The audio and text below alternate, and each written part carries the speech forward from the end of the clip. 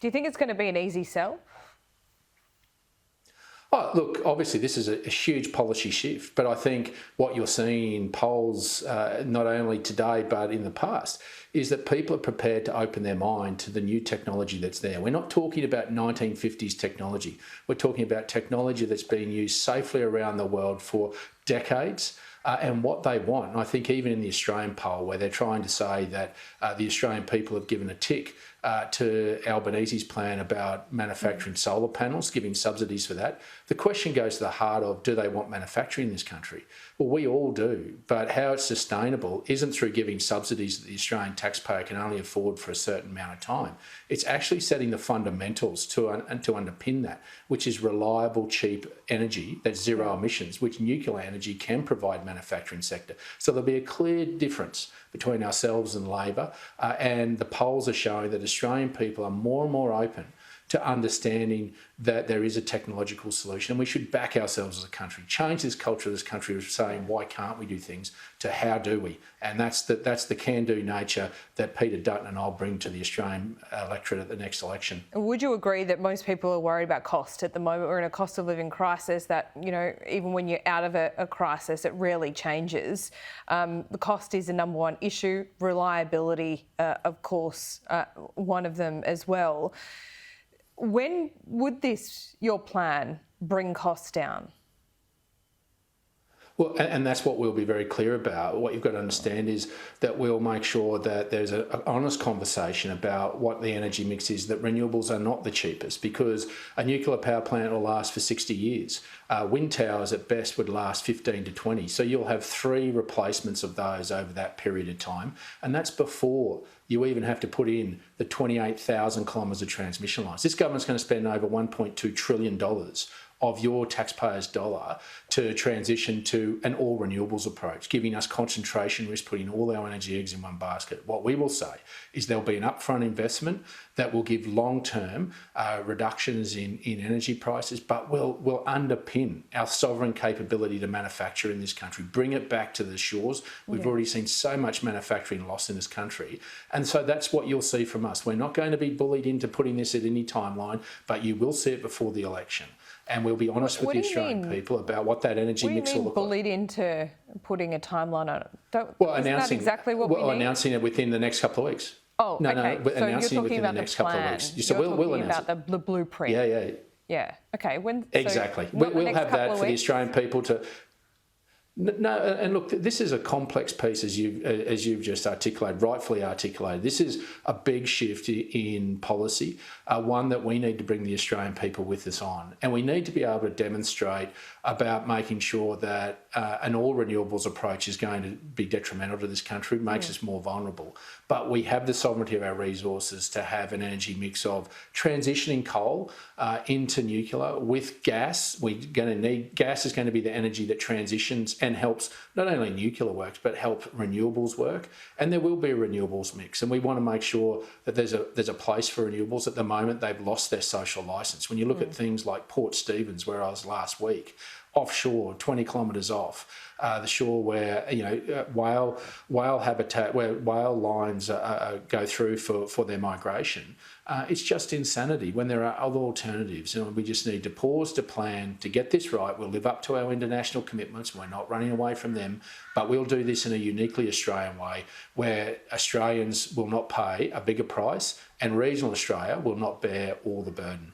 So even wind turbines, 20 kilometres offshore are a problem now. I mean, I know that you're expressing community sentiment there, but it just tells me, David, if you've got pushback with things like that, 20 kilometres offshore, you're going to have pushback on nuclear sites, even if it is on these old coal sites, aren't you? Are you prepared for that? Yes, we are, because you're actually asking for less pushback and less impact on the community, because you take away the 28,000 kilometres of transmission lines because you're plugging it into where existing power stations are. The footprint of a nuclear power plant is a matter of hectares, not hundreds of thousands of hectares in individual regions to actually put wind turbines and solar panels up that are destroying the very thing that they're there to protect, the actual natural environment. But they're also tearing away our food security, not only on land, but offshore. I mean, there are fishermen off Port Stephens, a fisherman who employs over 200 people that fear his fishing grounds lost. He'll lose 200 jobs and our food security goes down. There's an Australian way to do this with this thing called common sense, and that's what the Nationals will continue to prosecute with Peter Dutton. And I think we will have a policy that the Australian people can have confidence in that will give us reliable, affordable power, but that'll live up to our international commitments that we've made by 2050. It strikes me, David, if I could put this to you, that both sides, I know there's a bit of product differentiation here, and that's certainly going to be helpful going into the next election, but it strikes me that both sides of politics here are relying on technology advancing quite quickly within the next decade. If batteries came in leaps and bounds and could actually store a lot of this renewable energy, would you change tack if it was cheaper to do it that way and more reliable?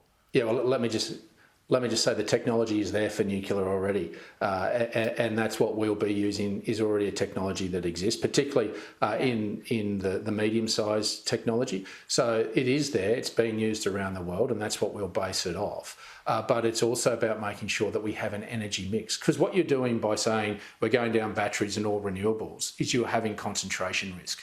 And that opens up Australia to significant vulnerability. Be a game changer, is what I'm trying to say. Well, they can't do it. No, they can't yet. But what I'm saying, if this technology came, advanced well beyond expectations, would you change tack? Because would that be the better option? If no, because it comes back to the point that I made initially, is that it's not about having concentration risk. It's spreading our risk of having coal transitioning into nuclear with gas firming, with carbon capture storage to reduce to zero emissions, and then a mix of renewables. And that's what we're saying is we can have a mix because we have sovereignty of all our resources in this country. Yeah. And that's the sensible way instead of putting all your energy eggs in one basket. Now, batteries may get to some point, but that mix of what we have in renewables can be supported by the technology in batteries. But in a country like this, why would we put all our energy eggs in one basket and have concentration risk? And particularly 28,000 kilometres of transmission lines that we saw earlier this year, when they come down, they open up our vulnerability to grids going down from storms. So we've got a sensible pathway through this. We've got to be calm and methodical. That's what the coalition will put forward. We will live up to our international commitment, but we will do it in a uniquely Australian way in our setting to make sure that we don't have a detrimental impact on our economy and regional Australia. On transmission lines, perhaps we can talk about it another time, but removing that storm risk, it would be putting them underground. I don't know how that would work, but if I can finally put this... Which puts the cost up significantly. Yeah, but it would mitigate that risk that you're talking about, right? And that's a long-term investment. But it's far more expensive. But why make that investment of putting more transmission lines in that's going to cost significantly more when you can put a plant where you can utilise existing transmission lines and put renewable projects where existing transmission lines are, which is where most of the renewable projects at the moment have been done. But now they're expanding past that, which means you need more transmission lines, which means you're destroying more landscape as well, which is losing their social licence. Renewables have lost their social licence because of what they're destroying in this reckless race that Labor's putting us on.